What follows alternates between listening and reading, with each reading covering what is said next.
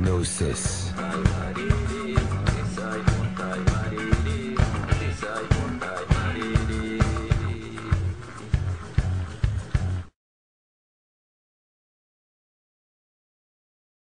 I think it's important not to rush to too many conclusions too fast, because essentially, we don't know how our own brains work. We don't even know how our brain conjures up an image of what is objectively outside our heads. When the photons hit the retina, they don't go inside the brain. What actually happens is that information, that photon bombardment, is transduced into electrochemical information that is then decoded and classified and categorized back here at the back of the head where the visual cortex is. And then somehow that information, which is deconstructed into color, movement, depth, is reconstructed into an image that looks to me that it's outside my head, but it's actually being concocted inside my brain. We don't know how our brain creates a 3D color image inside the brain that looks like it's outside. We don't know how we see objective reality. That's the mystery of consciousness. We don't know how the film that we see springs out of the 3 pounds of jelly inside our skull. How does this immaterial film that I see spring out of this gray gelatinous matter inside my skull? We don't know. We'd like to know. We don't even know where the screen is. When we take ayahuasca, there's a screen, there's a film. Boy, is there a film. The colors are 10 times more intense. You see stuff you've never seen in ordinary reality.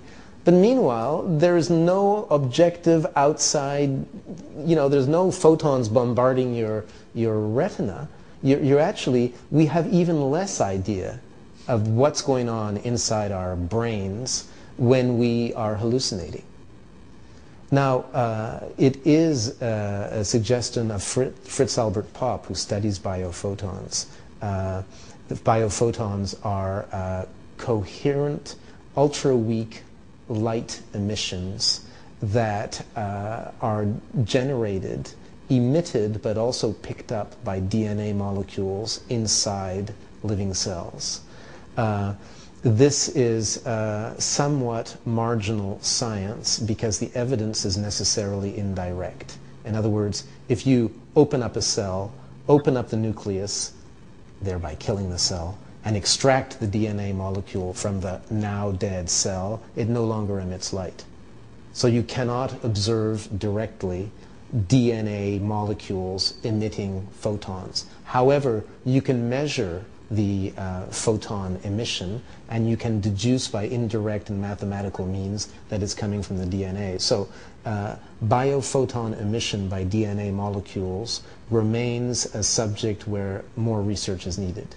But Fritz Albert Popp has suggested that ordinary consciousness, this experience we have where we actually see light, well, what is this light that we see? It's not the actual photons themselves that are hitting on the retina. Somehow this film that is generated by the 3 pounds of jelly inside our skull, where is that light coming from? Well, we know that our brains are filled with cells, and that cells are filled with DNA, and we also know that DNA is emitting and receiving photons. Perhaps there is a connection between our ordinary experience of consciousness and the biophoton emissions of our neurons. Perhaps when we hallucinate with ayahuasca, what is going on is that our brain is picking up biophoton emissions around us. We don't know where do these images come from. When we see all kinds of outlandish things that we've never thought about before, never seen before, when we are in ayahuasca visions, the traditional explanation is, oh, this is all just stuff that's stored in your subconscious. But there are many among us who know that what we have seen is something that we've never seen before anywhere. So what is the origin of this information, of these visions? Where are they coming from? Well, a lot of the information seems to be about the biosphere around us. So perhaps as the biosphere, which is a layer of cell-based life, all the cells, all the grass, all the worms, all the fish, everybody, this layer of life, everybody's made of cells, everybody contains DNA, everybody has biophotonic emission. Perhaps, and let's underline perhaps, because at this point, we're just trying to figure out the mysteries of existence here. You know, what goes on in our minds when we have intense visionary experiences. Perhaps our brain is acting like a radio TV receiver. And ordinary consciousness is one program that the brain concocts.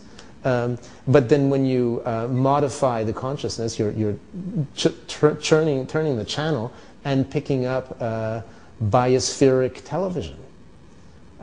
But you know, that is just it's not a certitude. There is so much mystery involving consciousness, modified states of consciousness, that these are just ideas to play around with and to entertain, rather than any kind of new form of certitude.